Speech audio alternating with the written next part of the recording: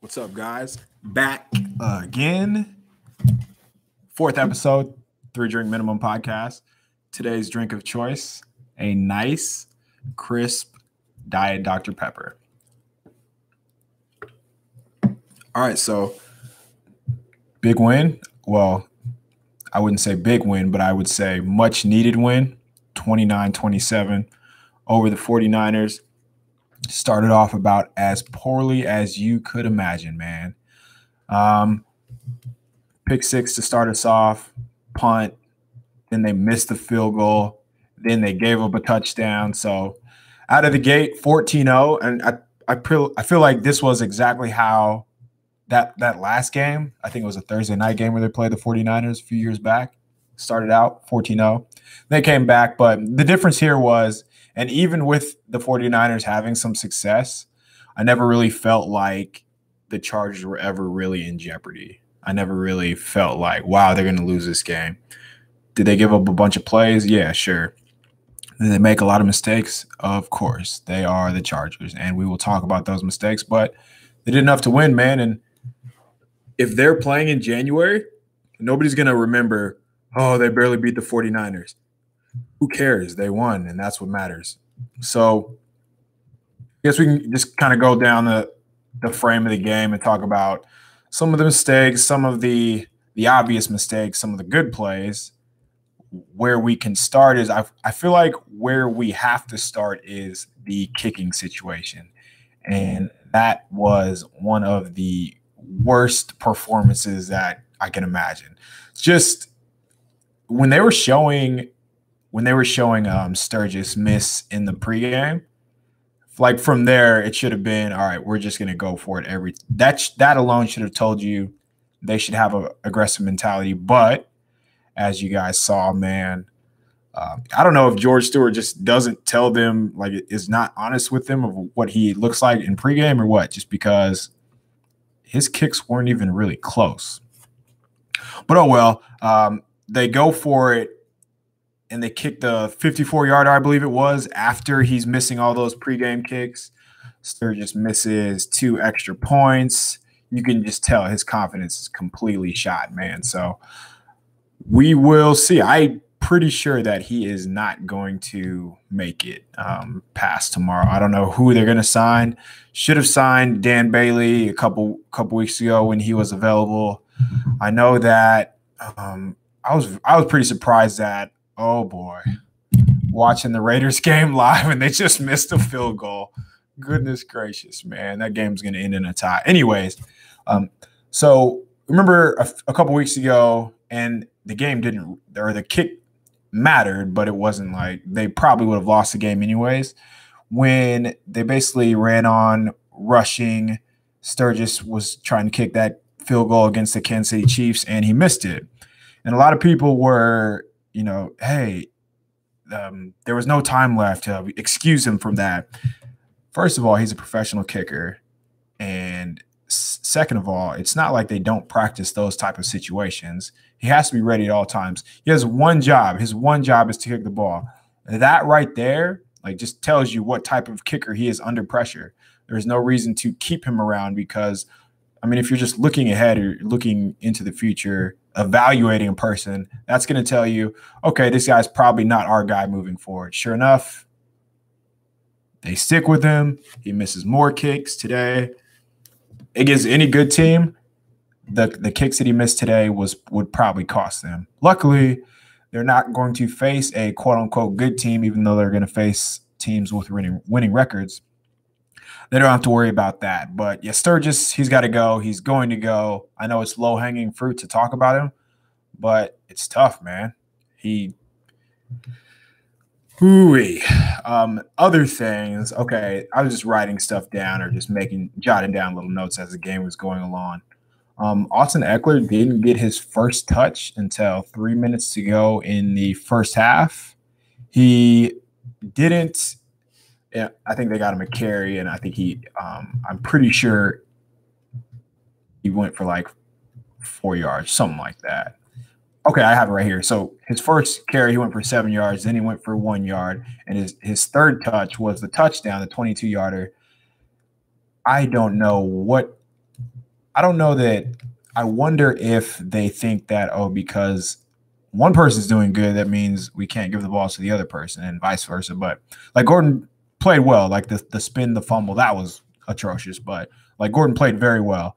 That doesn't mean that you can't just use Eckler on the field or just find ways to get him the ball. Use him as a receiver, and they did that, but it took 5 drives to do that. I have no idea, man. They need to understand quick that he is one of their best offensive weapons. To me, he's the most explosive player on offense. I don't think that's necessarily close. But just because, I guess my original point is just because Gordon was having a really good game, that doesn't mean you can't get the ball to Eckler. But we'll see, man. I imagine there'll be some more adjustments. When Keenan Allen went out, Eckler went into like the slot. That was cool to see, and I hope that hopefully that is a thing, using him as a receiver more. So we'll see how that goes. Something else I wrote down is, okay, so coming into the game, there was the 49ers literally have 2 players that you have to worry about, Breida and Kittle. Like that, those are their only options that I feel like. If I feel like that, I imagine the Chargers are pretty confident that, they don't have many weapons.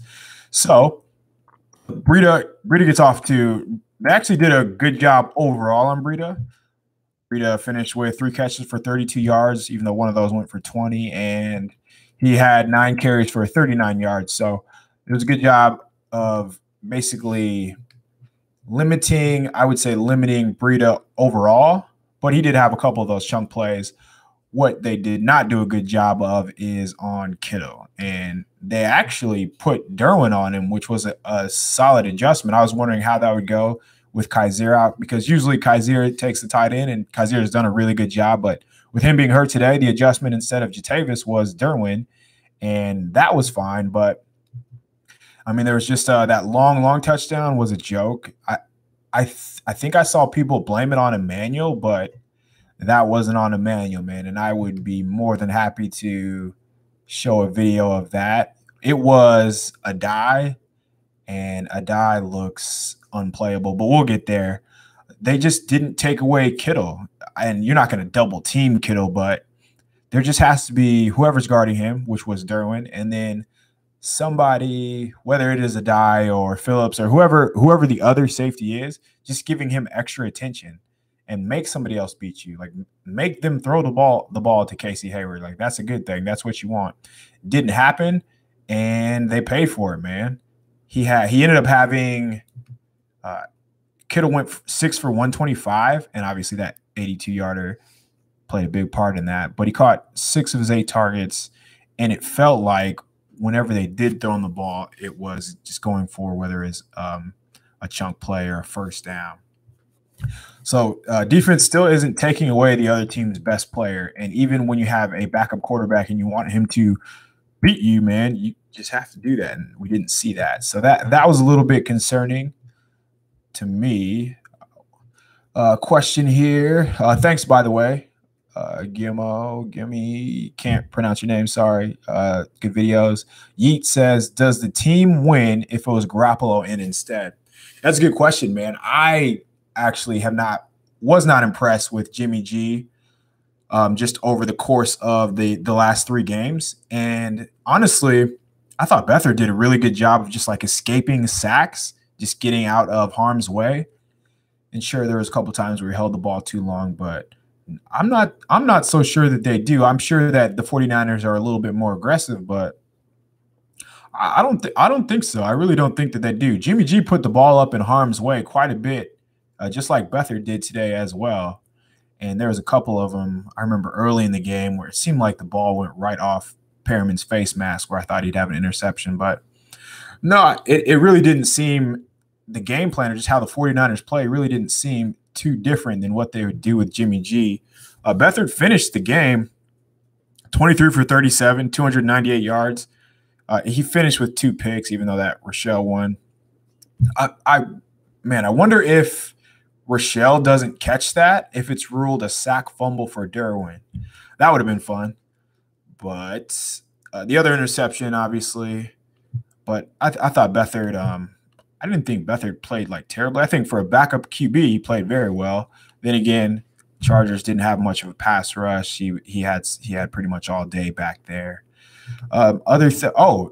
Something else. I feel like it was obvious last year that Des King was like the most consistent returner, and I spoke about that a little bit week 1, and it was nice that he broke that long one. It looked like it was funny just because it looked like he was running through water. It looked like he was running so slow on that return, but he shook the punter. They should have gotten. There should have been a tripping call. That was kind of BS. He clearly reached his leg out, but Des has the type of quickness that you want as a returner. Man, he's pretty elusive, and I don't know. I like it a lot. It was cool. It was good to see. And hopefully, I like that they gave Jones another chance even after fumbling, but he didn't do anything in the games, man. So it's time to move on. And they put Des back there, and Des broke one today, so that was good. That was good to see. Why or how does the defense look this bad?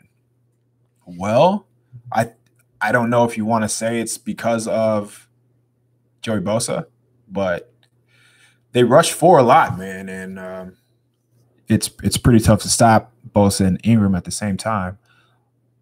But what we're seeing is just no pressure at all. Melvin's digressed back to Mr. Almost. The same thing today. The one time where he like really beat his man, spun back inside, and that was when Beathard got hurt. Actually, he had him wrapped up and everything. Beathard got out there, and then Casey Hayward laid the big hit on him. They're just not getting pressure. They're not being aggressive too. One thing that I think that's pretty obvious is that when they do get pressure, whether it's Ingram and Bosa or whoever else, that the secondary is a lot more aggressive. And I think that because the secondary isn't as aggressive, or that the pressure is not there, the secondary is kind of playing more on their heels and not with the same kind of confidence we saw last year. And it's hurting them when it comes to turnovers. So I think it's all playing hand in hand, and it starts at the top with number 99. But you can't rely on one player to make that much of an impact, man. It's tough. 26 is playing off in coverage all the time, it looks like, but I keep seeing him get beat. Yeah, he did. He got beat a couple times today, man. He got beat on the touchdown. I don't know if it was the first touchdown or not. On that play, though, and that's another play where I almost tweeted out a video of it. Adai just got caught in no man's land. He was supposed to help Hayward to the inside. He doesn't help him, and here we are. But that's still no excuse for Hayward to get beat. Like, both things can happen. Hayward didn't do anything, and he got beat. He says, "Are the corners this mediocre without Bosa?" They really might be, man. It's tough. They're just not I guess it goes back to what I was saying. They're just not very aggressive, and we're seeing it trickle down basically all the way. Tells Joshua Haas maybe he's still hurt from camp. Yeah, I would imagine so. They had that other Bosa had that second injury on the same foot, which is crazy. Somebody asked me today, do you think that Bosa is faking, and do you think that this is him being in control, much like he did with the contract situation? I think that's pretty shitty to accuse a player of doing. I don't think that's the case at all. You'd ask, what do we do about the kicking situation? Drop Sturgis and pick up another kicker? Stop kicking field goals and extra points?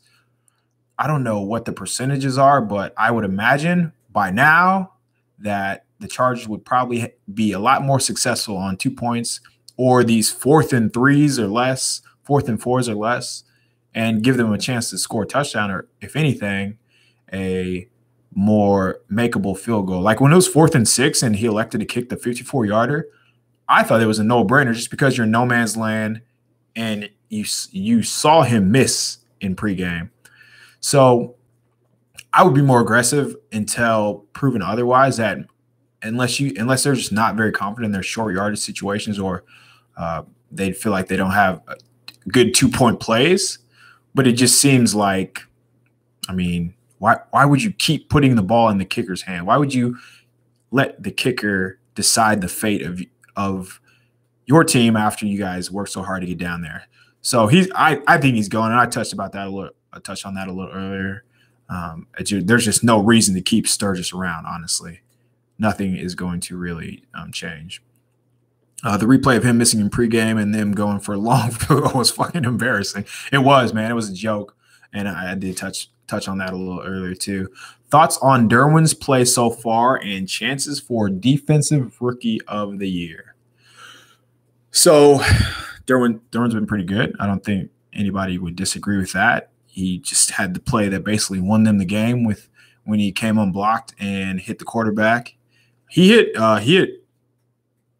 Beathard earlier. I forgot what was the play where he hit him pretty hard. Was it an interception where he hit him? What happened? Something happened where he hit him. But I mean, he's always in the backfield when he blitzes, man. He's a really good blitzer. He times really well. He's super fast and he closes. But it's more about that. We're seeing today, we saw some open field tackling.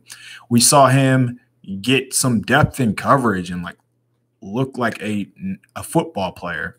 And we don't see other safeties on the team doing that. Chances are pretty good for Defensive Rookie of the Year. He's going to have to keep racking up sacks. He's likely going to have to pick up some more, flash plays like interceptions. I also think it'll help if the Chargers keep winning. So that'll be a big deal as well. But, I mean, there's a bunch of guys that are making plays. Denzel Ward is making plays. Darius Leonard looks good for the Colts linebacker. Who else am I missing? I'm sure there's a ton of other defensive rookies. As far as the schedule without Bosa. So if there are 4 games that you want Bosa to miss, it would be today's game against a backup quarterback. Next week against the Raiders, and I say this as they have 42 points, they're just not very consistent. And obviously, you want Bosa to play any game, but the Raiders get rid of the ball so fast, like everything is just screen, 3-step, throw deep, whatever, that you're okay with him missing that. And also just because the offense should be able to have their way with the Raiders defense. And then you go Titans and Browns. These are definitely the next 4 games. These are the games that you would want to miss, or if you could pick, you would want Bosa to miss. So I actually feel pretty good about that. And I know their schedule is supposedly easy, but just as he works back in the second half, hopefully they go on a little run and we see some good things going on here. What else did I have written down here? Oh, yeah. So the defense, I'm just speaking of the defense and Bosa, bend. It's not even like a bend, but don't break. It's a bend, but like if you look at a bull, like cracks a little bit down the side, but doesn't break. I don't know what's going on with them, man. They're just not making plays. I guess that's the best way to put it. They're in situations where they can make plays, and it's just not happening this year. Let me see some of the team stats. I want to so the 49ers were 5 of 12 on third down today. It really didn't feel like the team was that successful. What is that, like 40-some percent? The 49ers averaged 6.2 yards a play in let's see what they were in the red zone. They're 1 for 4 in the red zone. So that's crazy. It doesn't seem, those numbers don't seem like the Chargers played that well, but it helps obviously when you get that long interception that they had from Trevor Williams. And then obviously the Rochelle interception, but still it just felt like the 49ers had a lot more success than those numbers indicate. The Titans look good. I'm not sure if they look good, man. I know that they make plays, which does matter. They made plays today, and Mariota did look solid from what I saw today. I was watching Red Zone pretty much the second half. I missed the first half of the early games, but I wouldn't say that the Titans scare me. I'll definitely say that. Like I would want to face the Titans as opposed to one of these other AFC teams. Let me see, what else did I write down here? Oh, running backs in the passing game. Eckler's first touchdown, him in the passing game, line up wide. Melvin Gordon down near the red zone or down near the goal line. They run a little route where he runs to the sideline and bends it back in. It was almost like a Gates pivot route type. That was nice to see. And then, of course, there's going to be check downs here and there, check downs all over the place. But I thought today was good that there are plays in the playbook where you have routes, you have your running backs run actual routes and not just these little check downs. So that's good to see. And hopefully that continues because still, I mean, when I say this, I mean from a consistent basis that just the threats on the perimeter aren't really there, man. We saw Tyrell have that one deep catch where he basically caught it over some dude's helmet. That was good. But other than that, not much from him. Mike Williams, one catch today. Keenan had 7 catches, but it was for 63 yards. It still seems like the two – I will say that Eckler and Gordon seem like two of the better threats on the team. So it makes more sense to get them just get them more involved in the passing game, have them run routes, and especially if the guys are going to miss, like if Keenan goes out with a little stinger like he did, feel free to use Gordon or Eckler in his as a replacement. Do you think the play of Denzel has been overrated lately? I think he has been whiffing in run support and has never been strong in pass D. So I do think that he's been inconsistent on pass defense for sure. I feel like he played well, or he played better last game, but I do agree though. I think some players are living off their past, and I think Casey Hayward's one of those. I think it's okay to be like, Casey Hayward is a very, very, very good player. In 4 games this year, Casey Hayward has not played well. Like that isn't a fact. I feel like that is okay to say. And yeah, Denzel, same way, Denzel Perryman. He missed, so he was definitely whiffing the first 2 games, I want to say. I don't really remember how he played last week just because the Rams were just doing whatever they wanted to. And I'm going to rewatch the game and check back in with you about how he did today.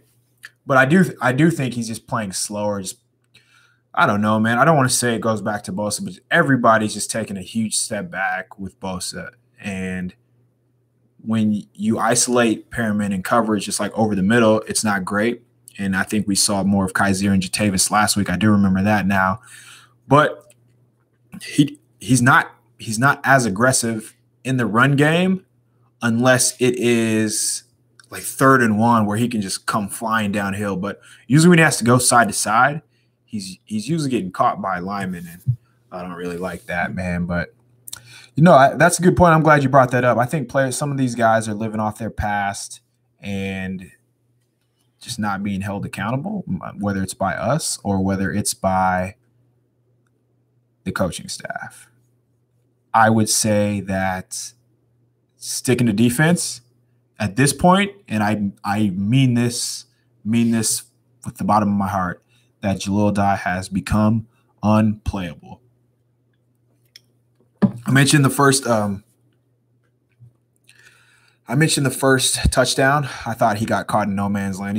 He fell for the play action fake, and he basically, I don't want to say he hung Hayward out to dry just because Hayward was beat, but he was the help in the middle of the field. And he had one job, and he had one threat, and he couldn't find that one threat. The plays that he can make, I guarantee my high school free safety would have made that play. And the same on Kittle with that long touchdown. I saw people dogging Emmanuel, but he ran to the middle of the field, and Adai is in the middle of the field, And Adai had nobody. Like, if you watch the play, there was no other place for him to be but right on Kittle. He's nowhere where he needs to be, and they paid for it, man. And he couldn't catch Kittle, which was bad in itself. So I would say Adai is as unplayable as it gets. If you guys watched the game last week, he had to miss 4 or 5 tackles. Like, he was just whiffing, coming up out of control, reckless. It's so painful to watch him. And what makes it worse is that they're not going to do anything about it. Like, he's not going anywhere, at least right now, anyways. Bosa literally went to the Dr. Anderson. I don't think you go to one of the best doctors in the country unless you're actually injured. Right. All right. Yeah. People, I got asked that on the radio it was NBC Sports, and they asked me, do you think Bosa is faking his injury to be in charge? That's something else, man. Is it time to get worried about Lamp not seeing any playing time? What is going on with that, man? He must have like zero athleticism, or he must not be able to move, or he must be in practice getting dogged by Darius Philon and Mebane and Justin Jones and whoever else they have, because I don't get it, man. The line has been so bad that you would think there would be a change made. But when Okung got hurt today, when Barksdale got hurt, or when Tevi got hurt last week, or when Okung got hurt last week as well, they put in Scott, and they're comfortable with that. So maybe they just don't view Lamp as a tackle. Maybe they only view him as a right guard and not a left guard. So they want him to play right guard only. And because Schofield has been solid, like, he really hasn't been bad at all, they're not going to put Lamp in the game. So I have no idea what he looks like physically after his injury. So he could very well have like no explosion or no movement skills or just lack of power, whatever it is. But I'm wondering if that is a thing. Like, if it's because they view Lamp as strictly a right guard only, which is such a flawed train of thought, considering, I mean, as we know just from Chargers fan, all the injuries that happened, that you would think that they would let him play. They would just let him play both guard and tackle. So I do think it is time to get worried, just because he hasn't played. And I thought that he would get some run in the Bills game, knowing that it would be a blowout. I thought they might have him active today, thinking it would be a blowout. It wasn't, but just to get him some reps. But yeah, they're not even giving him any game reps in the first 4 games. That is pretty worrisome, I would say, for sure. Next draft, you rather have a free safety to let Derwin stay in the box, or DT to finally get some interior pressure. I will take a defensive tackle every day of the week over a safety for sure. I actually think, and I know that this isn't going to make a lot of sense based off what has happened this year, especially the big plays that they've given up. I think free safety, like that deep safety position, is one of the more overrated positions in the sport, just because you can only make so many plays from that position. And then naturally your mind's going to go to, what about Earl Thomas? Well, newsflash, not every team has an Earl Thomas. Earl Thomas comes around like once a decade. So I don't know. You just can't impact the game from that position. I think, yeah, they have to do something about D tackle, man. They are getting no push. They're getting no stops. And they just have bodies out there. These bodies aren't even doing anything. So offseason D tackle has to be a top priority, that's for sure. Adai is captain, missed tackle. Yeah, man. He's a struggle. He is a struggle. What about O-line? Any update on Okung? I have not heard anything. I'm sure that something will come out in the press conference, or unless I missed it. I don't know if anybody else knows this, but as of right now, as of not even an hour after the game has been over, we do not know any updates on Okung. Hopefully he'll be back, though. They definitely can't afford to miss him. The worst part is that we could have had Malik Hooker plus Derwin James instead of Mike Williams. Yeah, man. I mean, certainly you can do that with a lot of teams, but it seems like Telesco didn't value that position, like that deep position, but more of an inbox linebacker underneath guy that can do it all. And so I had like the draft board. They had Jamal Adams over Malik Hooker. So that kind of backs and Jabril Peppers, which is crazy to think about, but that kind of tells you that maybe that gives us a little insight on what Telesco thinks about these deep safeties. Can Perriman's poor performance be attributed to bad defensive tackle play? Yeah, I think so for sure. I would say there are plays where the center is just completely untouched and getting a free run at the linebackers, which, I mean, that's not great. Perriman's in a position where he should be able to basically run clean on a lot of these plays or get into a one-on-one situation, and it's just not happening, man. But I do think at the same time he is a little bit more passive, and maybe that changes when Legit comes back. Maybe Legit is going to be motivated more than ever. Maybe Legit is going to play like he played last year. So yeah, we never know. Benjamin is trash. He went out after being tackled. Man, I swear he was on the field for like 4 plays, and then we never saw him again. So yeah, Allen got hurt too. I do like Mike Williams, even with a 1 catch today. I mean, it's hard to get mad at Mike Williams, just because whenever they seem to call his number, man, he makes plays, and can't ask for much more than that. So yeah, we talked about Melvin Ingram just being the almost sack guy. It was more of that today. He probably should have 4 sacks this year if I just remember that right. Okay, into the game, or let's talk about some of the other coaching spots. So 3rd down, that was 3rd and 5, I believe, 3rd and 4, 3rd and 5. About to score. They call the screen to Gates. First of all, the announcer calls it scissors, which scissors is when you run down the field, one guy runs a post, one guy runs a corner route. They had it where Keenan is in the slot. He goes to pick Gates. Gates comes underneath his man and goes for a screen. So the announcer was killing me today, man. He was butchering so much stuff, but I don't know. That's usually a play call that you call on like the 1-yard line, which they've actually had some success to both Keenan and Gates and whoever else, Tyrell. They actually got some cheap touchdowns last year off that play. So it's a pretty familiar play that they do. I think they ran it about 5 yards too far out. I don't think that Gates is the guy that you run that to either.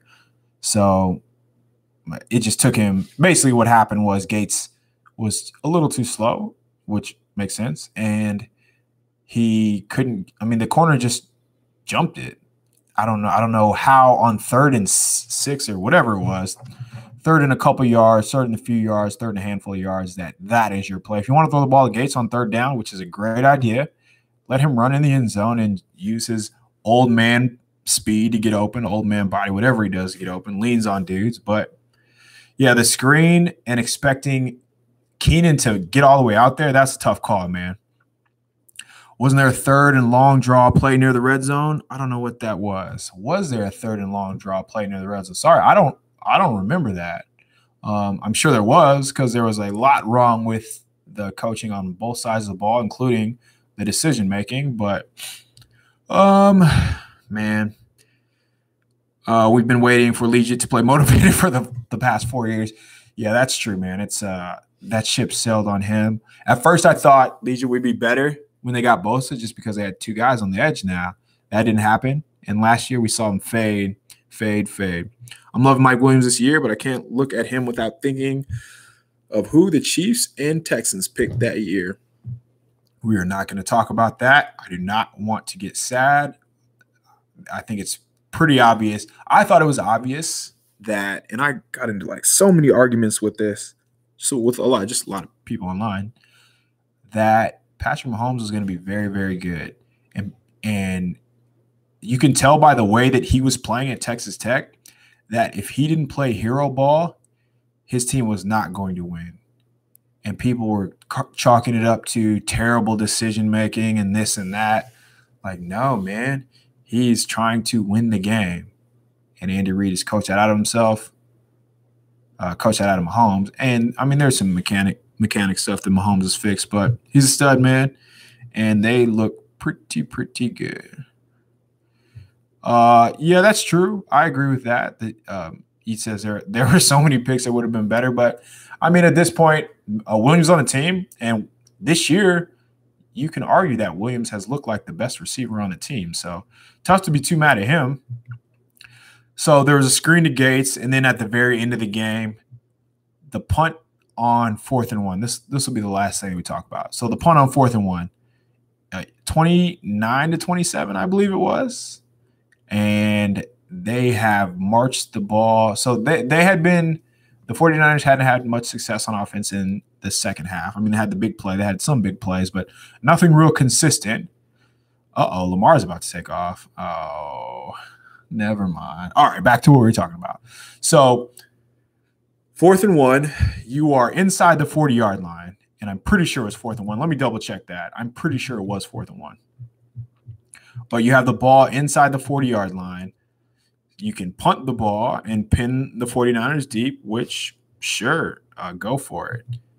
Even though they had scored on 4 or 5 of their drives and turned the ball over down there once. Did not agree with that at all. But, okay, 4th and 1. Let's see what we got here. Sorry, I'm trying to find it. 4th and 1 on the 37-yard line. And Kaiser has a good punt, pins him inside the 10, down by Eckler. 4th and 1 inside the 37.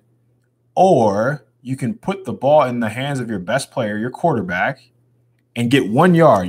I trust the quarterback, who is probably going to go to the Hall of Fame at some point, to get 1 yard or to get you in a call that will get you 1 yard. That way, there's no pressure on the defense to get a stop. And I know that they had to go 93 yards, and I know that they could have pinned him on the 1, and it would have looked like a great call, but it's a league where that is designed for the offense to get chunk yards. Even teams that have backup quarterbacks, like you saw today, can get chunk yards and move the ball.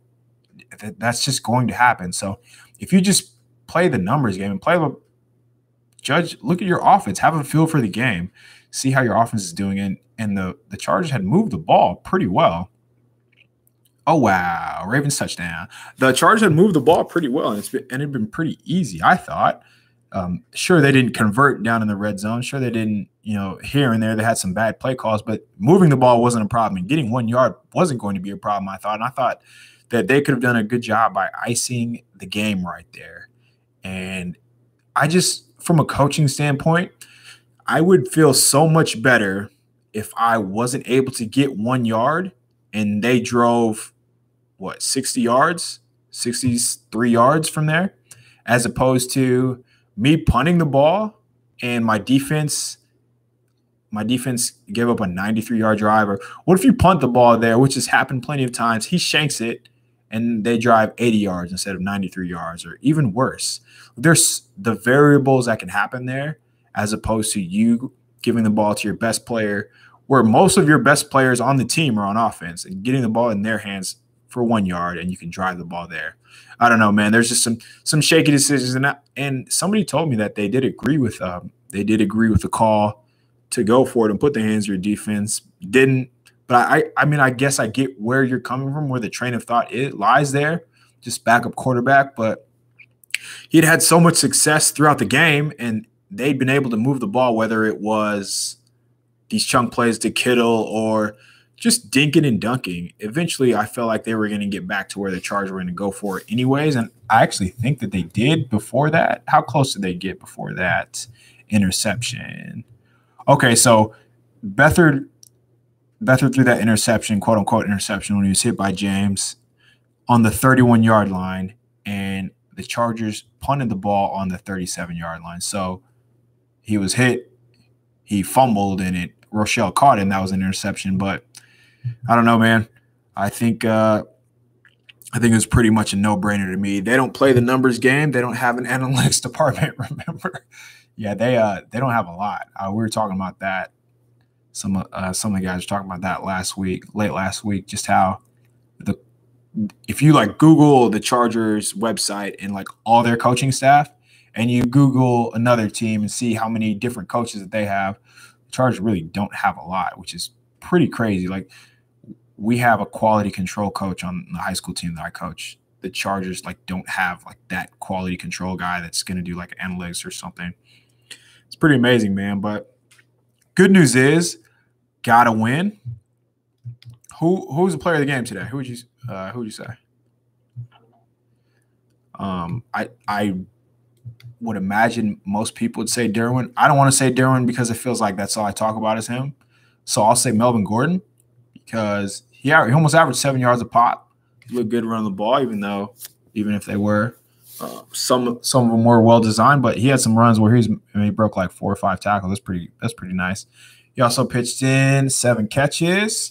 So yeah, I'll go with Gordon. With obviously Derwin, we'll say Derwin's a runner-up. Rivers, poor start, but he was cooking there for a little bit at the end.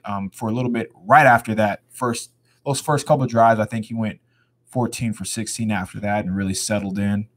There was a stretch there in the third quarter where he tried to do a little too much, but he got back in, so that was nice, man. So good game. It was, if anything, man, we always know it's going to be entertaining, and today was entertaining. So had the Raiders on deck. If they lose to the Raiders, people are going to talk so much shit to me, but can't be having that.